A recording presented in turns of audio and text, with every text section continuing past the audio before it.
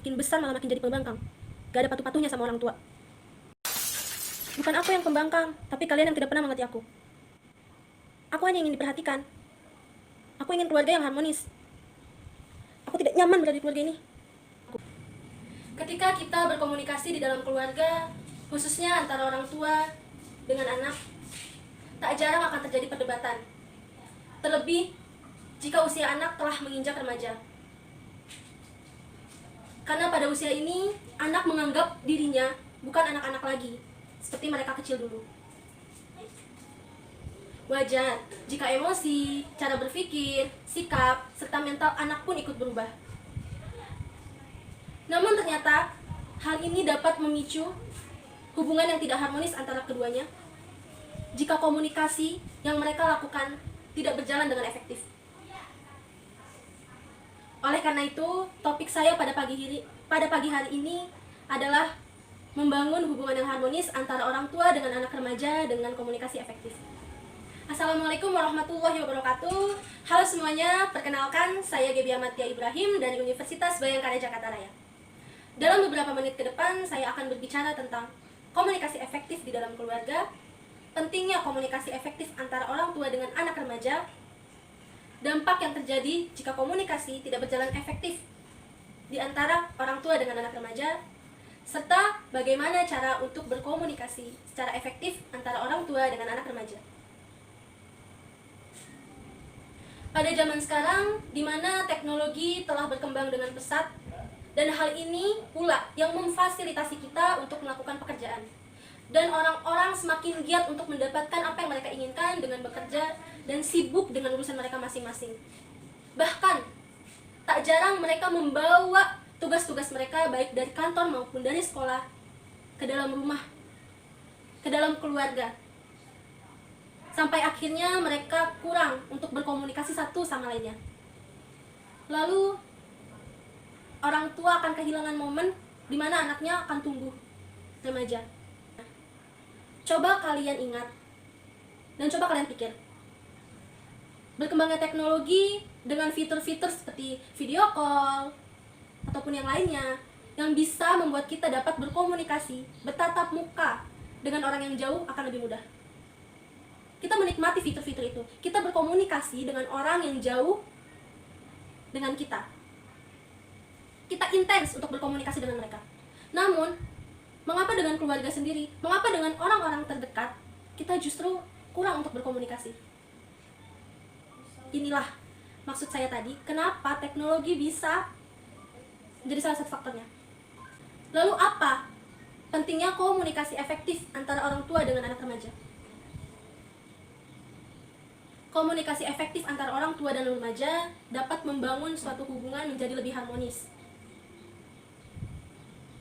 Para psikolog telah mengatakan, anak ingin didengarkan, anak ingin diperhatikan.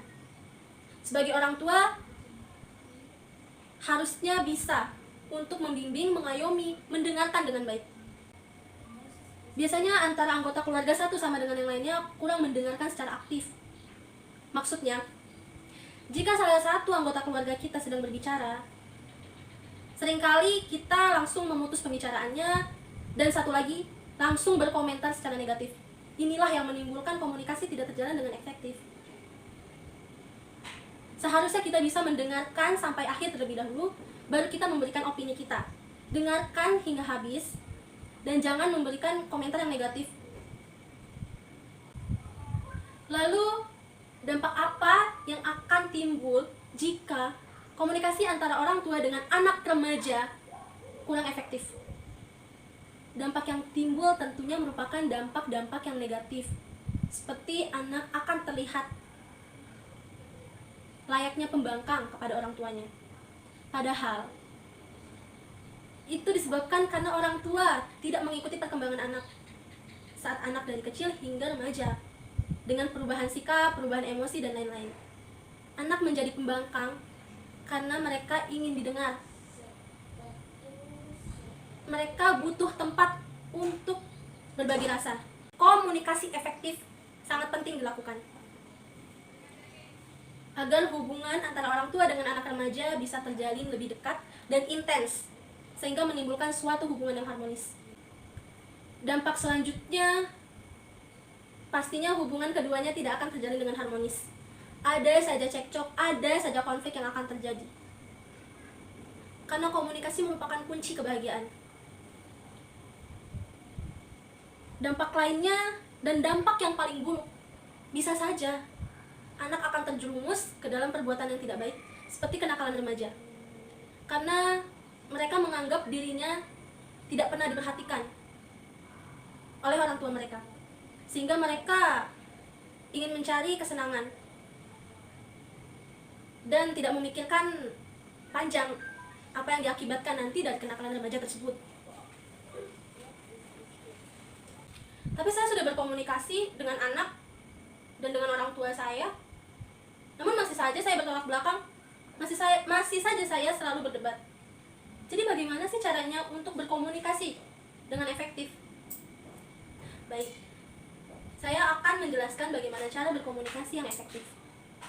Pertama, kalian harus bisa membangun atau menyamakan frekuensi terlebih dahulu satu sama lainnya. Misalnya, lawan bicara kalian berdiri, kalian pun harus ikut berdiri. Jangan kalian berbicara dan berkomunikasi dengannya dalam posisi duduk, karena frame-nya pasti tidak baik dan kontak matanya pun tidak akan enak ya tentunya. Yang kedua, bangun keakraban. Orang tua dan anak sangat penting untuk membangun keakraban. Dengan cara apa? Dengan cara mensupport keinginan positifnya. Pasti antara orang tua dan anak akan mengetahui kan apa yang mereka suka dan tidak suka. Bangun kedekatan dan keakraban di situ. Sering-seringlah untuk mengobrol. Dalam ilmu Neuro-Yosef Program ada yang dinamakan match and mirror, yang merupakan salah satu cara untuk berkomunikasi secara efektif. Match and mirror ini adalah kita berkaca. Kenapa demikian? Karena jika kita bisa menyamakan apa yang orang lain lakukan, maka komunikasi akan berjalan dengan enak dan baik. Misalnya, orang meletakkan tangannya seperti ini, kita pun juga ikut. Dan lama-kelamaan, orang pun juga akan mengikuti gerak kita. Itu tandanya frekuensi kita sudah sama. Baru boleh dilanjutkan dengan leading dan penyampaian pesan yang ingin kita sampaikan. Yang ketiga, antara orang tua dengan anak harus saling bisa berbagi rasa. Dengarkan keluh kesah anak, begitupun sebaliknya. Jika orang tua ingin menyampaikan atau menasehati, sampaikanlah dengan kalimat yang enak didengar dan tidak berkesan memaki ya tentunya. Karena pada usia remaja, anak tidak suka untuk dibentak. Mereka justru akan semakin melawan jika cara penyampaian kita tidak benar. Sering-seringlah mengobrol, seringlah berkumpul. Misalnya dalam satu meja makan, dengan menyantap makanan, ya ngobrol-ngobrol ringan lah. Bangun kedekatan sebisa mungkin, bangun keakraban, cari tahu apa yang tidak disukai dan disukai. Bimbing anak sehingga tidak terjerumus. Intinya jadilah teman, sahabat, serta orang yang dipercaya oleh anak. Begitupun sebaliknya anak terhadap orang tua, sehingga komunikasi akan terjalin dengan efektif. Berikan sentuhan-sentuhan lembut jika perlu, seperti pelukan, belayan, yang akan membuat anak merasa nyaman dan merasa aman untuk berbicara dengan Anda dan melakukan komunikasi dengan Anda. Nah, begitu sudah sama-sama nyaman, saya yakin pasti komunikasi akan berjalan dengan efektif. Setelah frekuensi telah sama, maksud tujuan telah sama, pasti komunikasi akan berjalan dengan efektif dan pesan yang ingin disampaikan akan diterima dengan baik. Oke, untuk hari ini begitulah materi yang ingin saya sampaikan. Saya harap kita bisa ketemu di lain waktu. Semoga kalian bahagia dan sehat selalu. Terima kasih dan wassalamualaikum warahmatullahi wabarakatuh.